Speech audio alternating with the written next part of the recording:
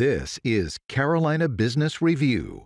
Major support provided by Colonial Life, providing benefits to employees to help them protect their families, their finances, and their futures.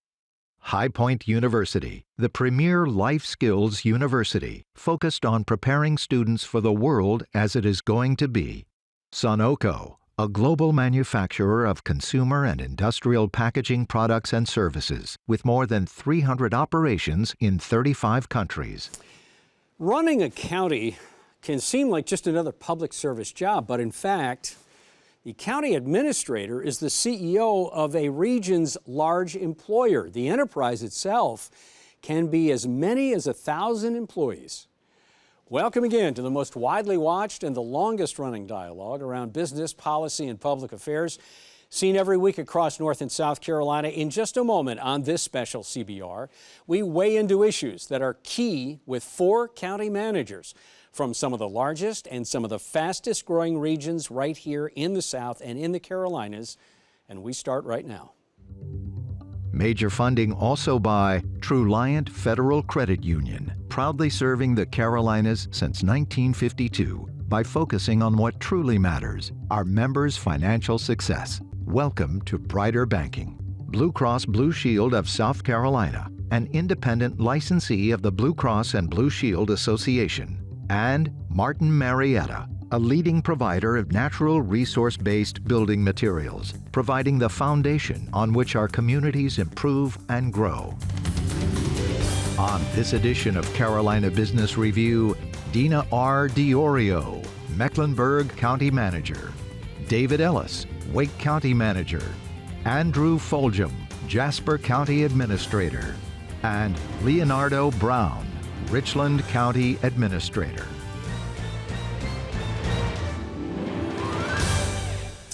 Hello and welcome again to our program. Lady, gentlemen, thank you for joining us. Thanks for traveling in from Jasper County. I don't know that I'd leave the beach that easily. Leonardo, thank you for being here. David, thanks for coming in from Raleigh. And Dena, I know it's not too far, but still thanks for making the time. Ms. Diorio, I'm gonna start with you. So here we are. Thankfully, it's not a personal opinion, but thankfully past Election Day, and the battleground state that North Carolina and South Carolina, of course, is an important state as well. But now that we're finally past this and we can all breathe a little bit easier, what emerges now as maybe job 1 or job 2 for your job as a county manager? Well, I think the biggest thing that we'll be dealing with is, transitioning new elected officials from running for office to now really understanding how to govern, because it's incredibly different. So we know we're going to have 1 new board member for sure. We don't know exactly yet who else may be returning, but I think really trying to transition them from running for office to sort of actually governing and understanding what their role is as policymakers will be really important for us. Yeah. David, what do you think? Similar to Dena, we have 3 competitive races in Wake County for Board of Commissioner seats, and so the day after the election we will be reaching out to whomever wins and setting up a time for orientation and preparing them to be successful in their role. Yeah, Leonardo and then Andrew, what's job 1? Yeah, I think they've hit the nail on the head. We actually have 2 new officials that will be coming in, but I think having a strategic plan will allow those members to kind of come in, and as they're transitioning from running to governing, they can get in and kind of get right on board with what the county is already really pushing forward through. So I think many of us have something like that, and I think that's kind of day 1 after the folks get on board. Andrew? 3 new council members potentially coming in. Orientation is paramount, and for me, trying to learn their communication skills as soon as I can so I know how to communicate with them. And then I'd also have to add, we have a referendum question, transportation sales tax, which is getting a lot of attention, and so I'll be able to act on that one way or the other. So are these, and David, let me come back to you because the way you said it, are these good disruptions when you get, and I don't mean an election is a bad thing, but when you got someone that's either never held a seat or was a surprise or just is brand new to the system and it's a different dynamic, do you know, because you've been doing this now for a while, do you know that it's going to take X amount of time to get this person either up to speed or the body all working in the same direction as much as possible? Well, I think it's a combination. So it is going to take time to get the elected official up to speed. And they're coming in, and then we're right into developing a budget. So they're jumping right into their job during budget season. But And that's a whole different set of skills, isn't it? it is. It is a different set of skills, but they need to be knowledgeable of what's in the budget, what's in the strategic plan, and how it relates to the budget. And so once they actually get started, we'll orient them, we'll talk about the strategic plan, and the second part is getting them to work as a body, right? Not as 7 individual commissioners, but how do you work together as a board? So in January, we'll have a retreat where they have an opportunity to come together, talk about issues, talk about priorities, and get an update on where the strategic plan is. Dena, is there a codex that you have as a manager that you know, I don't want to say it this way, but knows how to get people to work together on a body of elected officials? Being the manager, having them as bosses, but still being kind of the ringleader to move things forward. Well, I think it's really important to have a good relationship with whoever your board chair is, and we know in Mecklenburg County we will be having a new board chair, so that's also something that we need to work with the board chair to help them figure out how do they work together as a body. But I do think managers have a responsibility, at least I do, in making sure the board understands what their role is, because sometimes they want to get more into operational issues, and really pushing them to stay in the policy realm is really what I try to do to help them understand, here's where you need to work together, here's where you need to build consensus to be able to move the county forward. You've announced, and it's not secret, you've announced that you're going to retire in the summer of next year. Does that add a different dynamic to already a fairly some new members of a board, that now they have to learn what a new county manager is going to be and what he or she brings to the table? I think it will. I mean, I think, I've been in the role 11 years, and so they haven't had a new county manager in a very long time. So I think it's going to be new, not just for the board, but also for the employees, because they know me, they know what to expect from me, and it will be different with a new county manager. Leonardo and Andrew, please. The idea that you get past new members of the board and you're moving ahead. What's job one? Is it economic development? Is it housing? Is it education?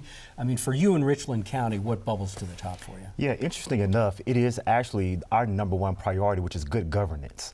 And when we talked about moving from the running for election to governing, getting the public to understand that our main focus is actually governing. And that will be job one, because once that's established, as we talked about with strategic focuses of the organizations, then members would then be able to better understand how to connect both with the community and how to connect now with their staff through the county manager or county administrator in effectuating whatever the policies are. So I think you hit it right on the head.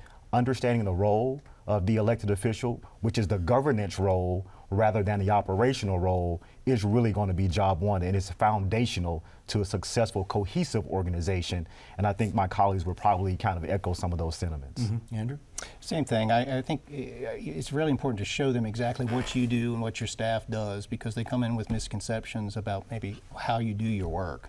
So maybe not overwhelming them, but showing them all the projects that we're working on is very important, and show how those projects link to the goals that the council has already established. Helps a lot, because there's some hot button issues right now, specifically related to growth in our county, that we need to tackle right away. So is Jasper County, I'm sorry to interrupt you, is Jasper County the fastest growing county in South Carolina? It is. It grew by 11% this past year.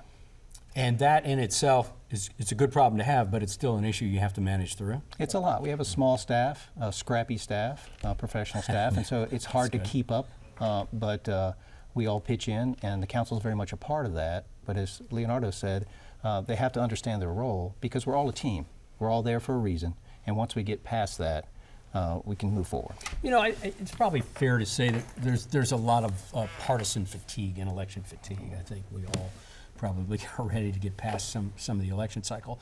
And Dena, and come back to you, and I'd like you all to comment on this. So there's been a long-term decline in the trust of public officials. That's not surprising. But you work with public officials. So how do you balance that confidence, the lack of confidence that the general public has in general, what you see, and how you manage through implementing policy and managing leadership and all of these things? So this decline that people have in leadership, does that create a problem, or is that just noise that you can get past? Well, I think in Mecklenburg County, I think we're really, really lucky and fortunate that we don't really see a lot of, people being negative about our elected officials. But one of the things that we're really proud of, and what we do all the time, is we're really proud of our transparency and our accountability. And I think when people lose trust in public officials, a lot of it stems from the fact that they're not transparent and they're not accountable. So the more we can do to support that and be transparent and accountable to the public really helps our public officials maintain that level of trust. Wake County's probably like Mecklenburg County in that way. Very similar. Some of the things that we do to help with that transparency and accountability, we have a social media manager. So during board meetings, she is tweeting out what the board has passed, what some of the discussion has been. She monitors various social media sites, so if there's something incorrect, she has the opportunity to go in and reach out to someone and correct it.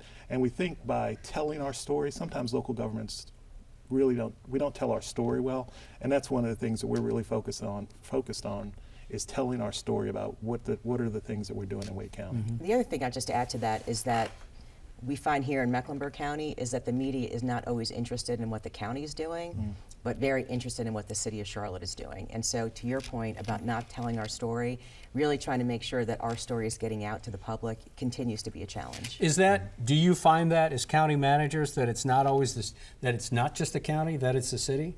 Well, we do here for sure. Similar in Wake County, it's Raleigh. I think that's important because Well, and you have two. You have Richland and Lexington. True, and when you think about being in the capital county, but people think more about the capital city. Right. So they think about Columbia. They don't really think about Richland County.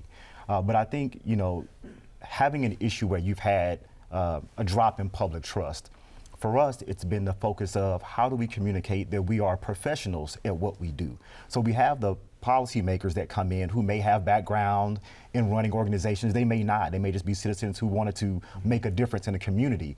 But the organization of county government is run by professionals, certified, educated, and a lot of times people they're not aware of that. They may see the elected member and think, I know he or she doesn't have a professional background in running an organization of 2,000 or more plus individuals, so how can they be effective? But their staff does. And I think what we've tried to do is we've tried to be very strategic. And so that's why we really put a focus out to our community, letting them understand that our organization is a professional organization, even though it is a governmental organization. It is run by a group of professionally trained, certified individuals. Do you have that same issue in Jasper and Hartleyville and Bridgeway? Is that even in a smaller county? Yeah, absolutely. And the city of Hartleyville is our growth center, and it's attracting a lot of retirees. And so there are a lot of people moving in from different areas, and they're sort of clashing and learning the local culture. So it's a fascinating thing to see.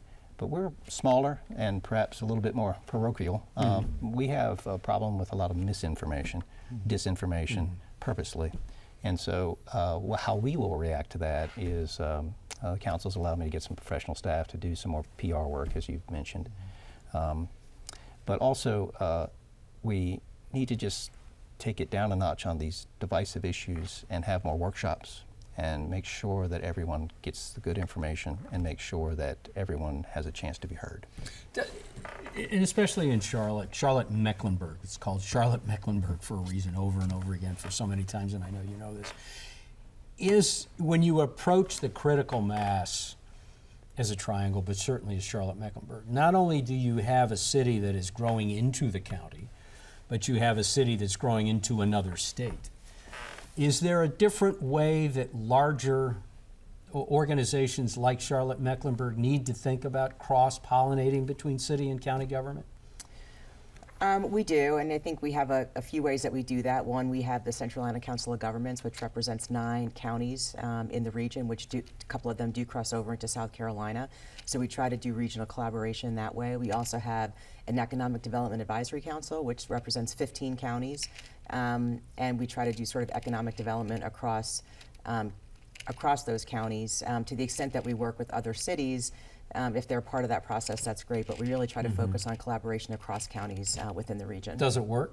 Can I you think so. collaborate I more? think so. I think Would you we do. like it to collaborate more? I think everybody would. I think, I think as professionals, as Leonardo mentioned, we're all professional staff and we all can work together really well. But we have to be mindful of what our specific boards may want us to focus on. And so we try to manage that as we work on these collaborative processes. That's not unique to Wake, Orange, and Durham counties. How do you collaborate in a place that's always, or a lot called the Triangle? The Triangle. Well, when you think of the Triangle, I mean, in Wake County, we have 13 municipalities within the county. And so we are constantly having conversations, myself with the town and city managers, about how are we growing, what are things that we need to do, how can we work more collaboratively together. And we have that same relationship with Durham, with Orange County, and others, just constantly talking about issues. I believe one of the secret sauce to the Triangle is the ability to collaborate, not just with local governments, but with Wake Tech, with some of the folks in the private sector. That allows us to really move the Triangle forward and not become stagnant. Some issues specifically. So counties normally, and I'm not going to get this completely right, so forgive me, but counties normally sponsor things like Parks and Rec, school systems, behavioral health or mental health. Of those things, what becomes now, Leonardo, we'll start with you, in Richland County, what becomes the focus in fiscal 2025 for you? Is it mental health? Is it the school systems? And again, back to the idea that you got Richland 1, Richland 3, Lexington 1, you've got all these different school systems and you've got county and city folks doing everything. So how do you saliently get through this and lead as I know you want to? Yeah, so the interesting thing is the first thing we do is we kind of let our customer base, which are our citizens, understand the different dynamics of all the boards that are running those individual Do they organizations. take time and understand that? That's a challenge. Well, sometimes they don't, but that's kind of part of what we do is we have to constantly communicate with citizens. For example, when we look at what the school district wants to do, they have an independent board of the county. The Parks and Recreation has an independent board from the county, but it's Richland County Schools, it's Richland County, Recreation, but it's not Richland County Government Schools or Richland County Government Recreations. So it's getting the citizens to understand we're all going to try to work together, but when you're speaking to the county administrator about what's going on in the school or what's going on, at the parks, I may not be able to actually effectively make a change. I can influence it maybe, but we don't have jurisdiction. So for us, it's the continued focus of learning what the different bodies and boards represent so that citizens can know who to properly engage with. Does that ring different for you? Same, and especially in South Carolina, there's a misnomer, I think, that we run the state health department building in our communities, and we don't. We're a landlord to a lot of different state functions and buildings, but we don't have anything to do with the operation. So facilitation is key. That's what we have to do, continue to educate and facilitate, bring people together to try to make these decisions. In the larger counties, you not just have a constituent employee base that are using services like childcare, like behavioral health, but you also have some influence over those same services. How do you, so David, talk a little bit about the is it 4,000, 4,500 employees in the county? About 5,000. 5,000. So 5,000 employees in Wake County use services like child care, use services like mental health and behavioral health.